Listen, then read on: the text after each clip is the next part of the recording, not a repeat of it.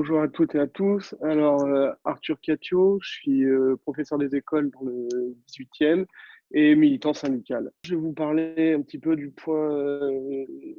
faire un point pardon, sur la réouverture des écoles, ou plutôt l'accueil massif des élèves à l'école, parce que les écoles vont jamais vraiment fermer. Donc en fait, depuis l'annonce de la date du 11 mai comme étant une date de retour des élèves à l'école, il y a eu énormément de directives contradictoires qui ont été données d'une part par le ministère et d'autre part par les mairies, parce que les écoles sont gérées par les mairies, conjointement avec le ministère de l'Éducation nationale. Donc, tout d'abord, on nous a demandé d'accueillir des grandes sections CP, des CM2 et des CE1 dans certaines zones, dans les zones en REP où les CE1 étaient dédoublés.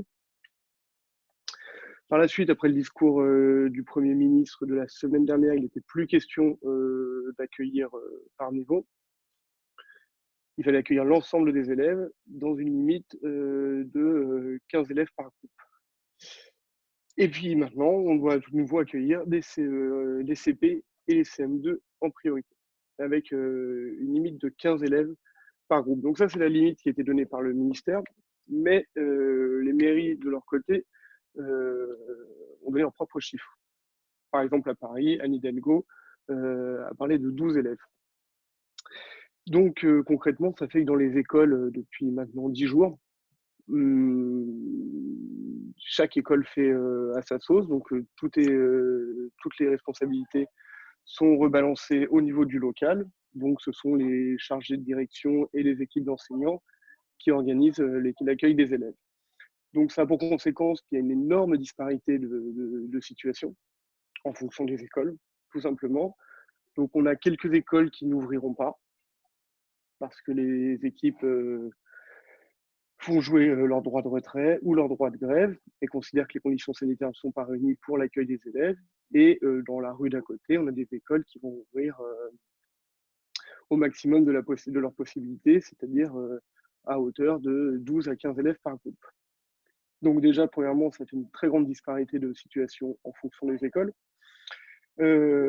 Ensuite, il y a un protocole sanitaire que toutes les écoles doivent respecter pour pouvoir ouvrir.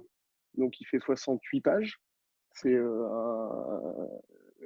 un ensemble de fiches techniques et liées à l'ensemble des situations qu'on peut trouver dans une école, donc dans la cour de récréation, sur le lieu de restauration, dans les classes. Et, et ben, nous sommes censés les appliquer à la lettre pour garantir la sécurité des personnels et des élèves. Alors, très rapidement, on s'est rendu compte qu'elles étaient inapplicables en l'état. Surtout dans les maternelles, mais aussi dans les écoles élémentaires. Par exemple, les élèves ne doivent pas se toucher, doivent respecter une distance d'1 mètre entre eux, ce qui est absolument impossible à appliquer avec des enfants de 4 ou 5 ans. Ensuite, on doit par exemple nettoyer le matériel à chaque fois qu'il a été touché. Donc concrètement, ça veut dire qu'un livre qui a été touché, on est censé le désinfecter. Qu'un livre, ça ne se désinfecte pas, on est censé le mettre au rebut pendant 5 jours. Voilà. Il y a énormément d'exemples de ce type-là. Donc, à la suite du protocole sanitaire, de sa publication, il y a beaucoup d'équipes qui ont rédigé des motions dans le 18e, dans le 19e, dans le 20e aussi, dans le 13e. Des motions adressées donc au DAZEN, le directeur académique des services de l'éducation nationale, sous couvert des inspecteurs et inspectrices de l'éducation nationale, et aux mairies aussi, pour d'une part pointer les incohérences dans le protocole sanitaire et l'impossibilité de l'appliquer à la lettre, et demander un report de l'ouverture des écoles, et exprimer aussi une incompréhension quant à cette décision d'ouvrir les écoles en premier, alors même que les regroupements de plus de 10 personnes sont toujours interdits, qu'on a bien compris qu'il n'y aurait pas de bar, pas de concert, mais bon, mettre des enfants dans un même lieu, ça c'est possible.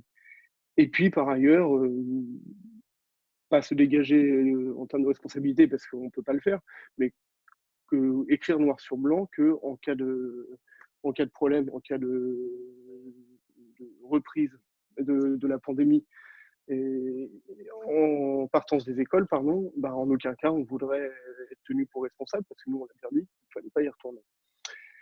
Alors, concrètement, moi je vais vous parler de mon école, qui est l'école Clignancourt, parce que c'est celle pour laquelle j'ai suivi tous les débats. Nous, on a décidé d'ouvrir l'école que pour 25 élèves. Donc, de respecter les préconisations de la maire Hidalgo sur les 10 à 15% d'élèves accueillis. C'est possible parce qu'on a 6 enseignants qui veulent bien venir travailler. Parce que les enseignants, étant aussi parents, des fois, quand ils le sont, ils ont la possibilité de mettre leurs enfants ou non à l'école, parce que c'est sur la base du volontariat des parents, la présence de l'enfant ou pas. Donc, pour l'instant, la hiérarchie considère qu'un enseignant parent peut décider, de par sa qualité de parent, de ne pas mettre son enfant à l'école, et donc ça justifie qu'il reste travailler en distanciel chez lui. Et donc c'est le choix qu'ont fait beaucoup d'enseignants.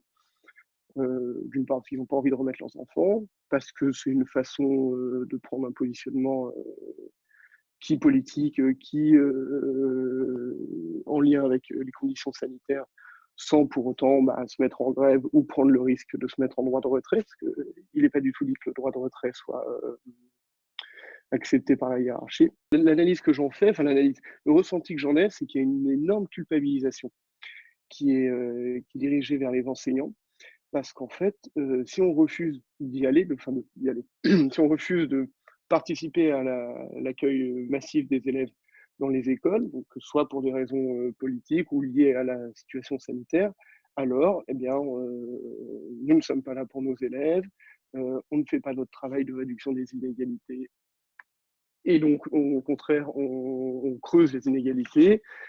Puis bon, on passera sur des considérations un peu plus basses, telles que on veut être en vacances tout le temps, et nous, ce qu'on voulait, c'était faire la jonction avec le mois de juillet. Et donc, ça fonctionne chez beaucoup de collègues, en fait. Beaucoup de collègues se sentent investis d'une mission qui est, en fait, d'aider les pauvres enfants qui sont dans les hôtels sociaux à revenir à l'école.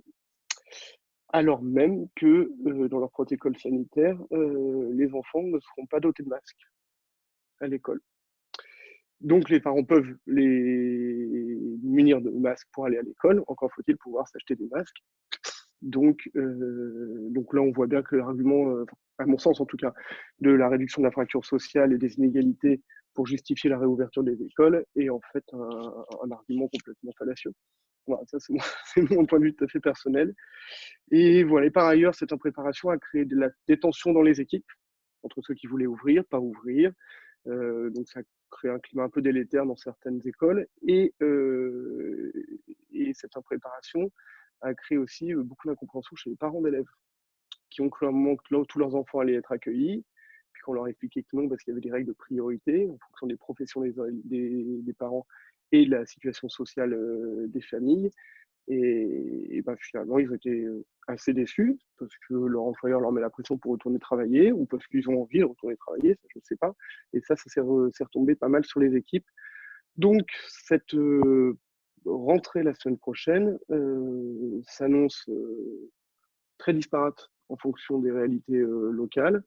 C'est un désengagement complet de la hiérarchie et de l'État qui fait que toutes les décisions sont rebalancées au niveau du local. Et donc, il y a une rupture complète d'égalité dans l'éducation. Et, euh, et en plus, il y a déjà énormément de tensions dans les équipes. Donc, nous verrons comment est-ce qu'elle peut se mettre en place. Mais pour l'instant, je pense que les premiers qui vont payer cette impréparation, ce sont les élèves qu'on enverra à l'école.